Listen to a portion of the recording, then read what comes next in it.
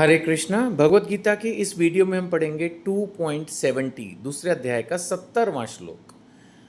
भगवान कह रहे हैं, जो पुरुष समुद्र में निरंतर प्रवेश करते रहने वाली नदियों के समान इच्छाओं के निरंतर प्रवाह से विचलित नहीं होता।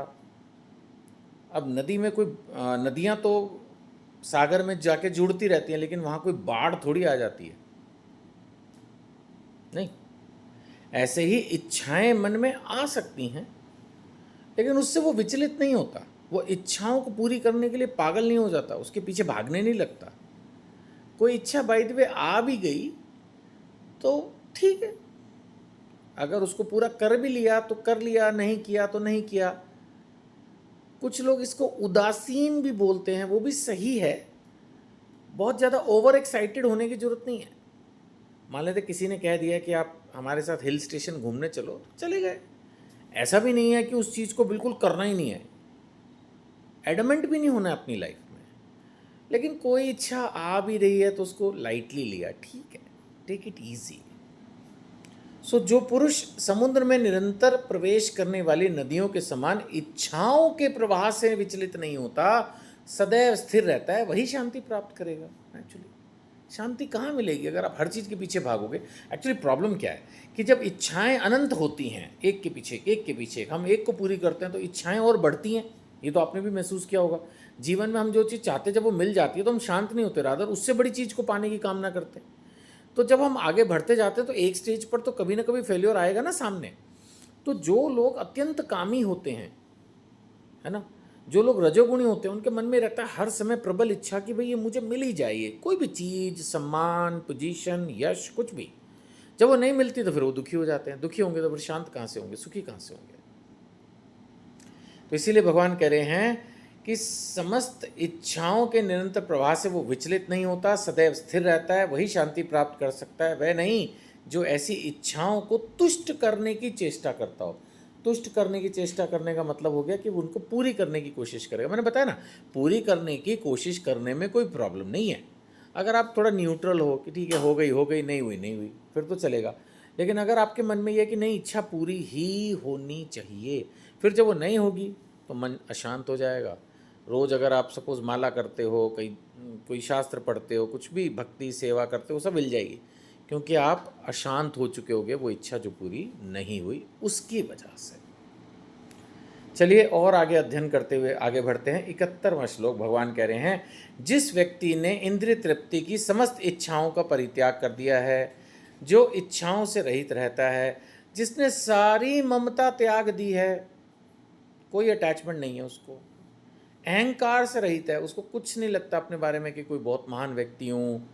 क्योंकि जब अहंकार आ जाता है कि मैं बहुत काबिल हूँ तो उसको यश की कामना आती है। वो चाहता है कि कुछ उसके फॉलोअर्स बने, कुछ लोग उसकी बात सुने, उसकी आज्ञा को माने। मानता कोई है नहीं तो फिर प्रॉब्लम आती है। सो अहंकार से रहित है, वही वास्तविक शांति प्राप्त कर सकता है।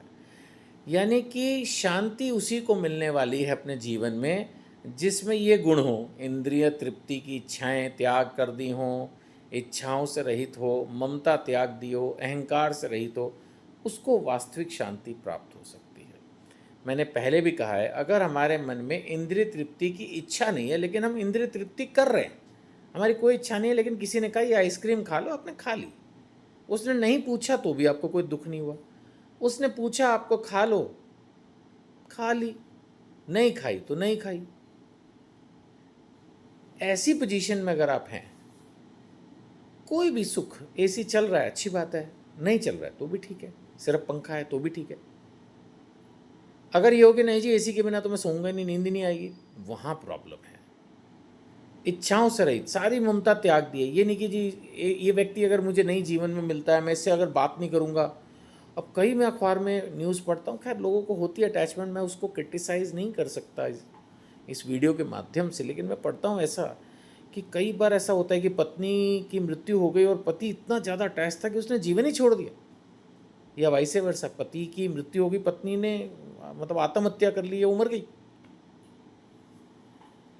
या कुछ भी ऐसी खबर पढ़ते हैं तो थोड़ा मतलब एक तरफ ये लगता है वाह चलो, मतलब कि कितना प्यार था, लेकिन वैसे जीवन जो है वो सिर्फ इसी काम के लिए थोड़ी मिला है।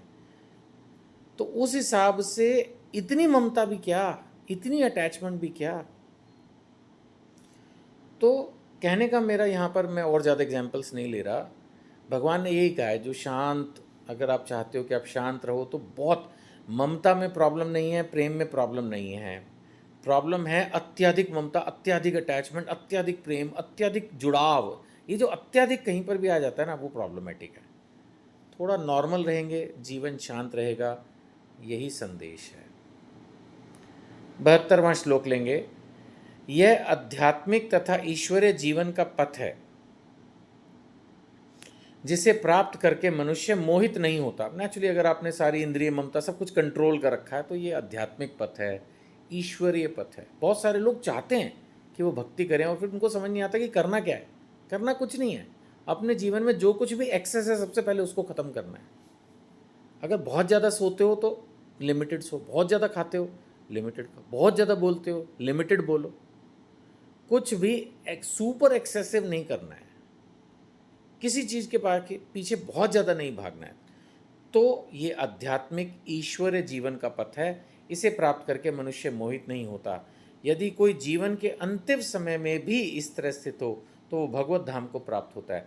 यहाँ भगवान सिर्फ ये कहने की कोशिश कर रहे हैं कि कोई सोचे ओहो, ये मैंने भगवत गीता का 2.72 आज पढ़ा, आज तो मेरी उम्र 60 साल है, 70 साल है, मैंने तो अपना पूरा जीवन ही खराब कर दिया। ना ना, जब जिसने जब पढ़ लिया, जब समझ लिया, जब अपना लिया तो करेक्ट है। भगवान कह रहे हैं अंतिम समय में भी अगर आप इसको समझ लिया, इतना मुश्किल है ये। अब कोई क्वेश्चन किसी बच्चे ने बिल्कुल आखिरी मोमेंट पे भी पढ़ा और वही पेपर में आ जाए तो ठीक कर ही लेगा ना, मार्क्स तो पूरे ही आ जाएंगे। तो उसी तरह से ये आध्यात्मिक ईश्वरीय जीवन का पथ हम अपने जीवन में जब अपना लें तभी अच्छा है। वो बात अलग है कि इस बात को पढ़ के सुन के ये मत सोच लेना कि चलो फिर तो अभी क्या जरूरत है, अभी तो जो ऐश कर रहे हैं करते रहते हैं और लास्ट में अपना लेंगे। वो लास्ट पता नहीं कब आ जाएगा और फिर कुछ होगा या नहीं होगा। अभी मैंने एग्जाम्पल लिया कि बच्चा लास्ट मोमेंट पे भी क्वेश्चन पढ़ ले और वही एग्ज़ाम में आ जाए तो मार्क्स पूरे आ जाएंगे, लेकिन क्या पता लास्ट मोमेंट पे पढ़ा हुआ पेपर में आएगा या नहीं आएगा, या उल्टा पढ़ें तो जो क्वेश्चन एग्जाम में आएंगे पता नहीं वो लास्ट मोमेंट पे पढ़े या नहीं पढ़े। तो आम तौर पर तो उसी बच्चे के मार्क्स अच्छे आते हैं जिसने पूरे साल पढ़ाई की हो, ना कि जिसने लास्ट मोमेंट पे देखा हो। वो बहुत ही रिस्की प्रपोजिशन है। वो बात अलग है कि ये भगवान हैं, अत्यंत कृपालु हैं, इसलिए उन्होंने ये बात बोल दी कि अंतिम समय में भी अगर स्थित हो गया तो भगवत धाम को प्राप्त कर लेगा। तो भगवान तो खैर समझ लो लास्ट मोमेंट के पढ़े हुए बच्चे को भी पिकअप कर लेंगे, लेकिन भाई फिर भी मैं यही कहूँगा बहुत रिस्की है। और वैसे भी अंत समय का पता ही नहीं, ऐसा कोई रूल तो है नहीं कि 100 साल में अंत समय आएगा, 150 साल में अंत समय तो कभी भी आ सकता है। तो उस हिसाब से सजेशन भगवत गीता का यही, मेरी तरफ से भी यही, कि अभी से भगवत गीता को ध्यान से पढ़ें और अपने जीवन में अप्लाई करने की कोशिश करें। और इस वीडियो में इतना ही। साथ में आपसे हमेशा की तरह प्रार्थना, please please please Bhagavad Gita के प्रचार में मेरी थोड़ी मदद करें। मैं अपनी तरफ से प्रयास कर रहा हूँ, आप भी थोड़ी सी मेरी मदद करें। वीडियो पे जो नंबर दिया उस पर संपर्क करें, जैसे भी जो भी आप मेरी मदद कर सकते हैं करने का प्रयास करें। मेनली तो प्रचार ही है, जितना ज़्यादा आप प्रचार कर सकते हैं भगवत गीता का, चाहे मेरी वीडियो का ना करें, आप भगवत गीता की किताब को पढ़ें, उसको लोगों को इंस्पायर करें कि वो भगवत गीता को पढ़ें, अपने जीवन में अप्लाई करने की कोशिश करें। आप पे भगवान की बहुत कृपा होगी। Thank you.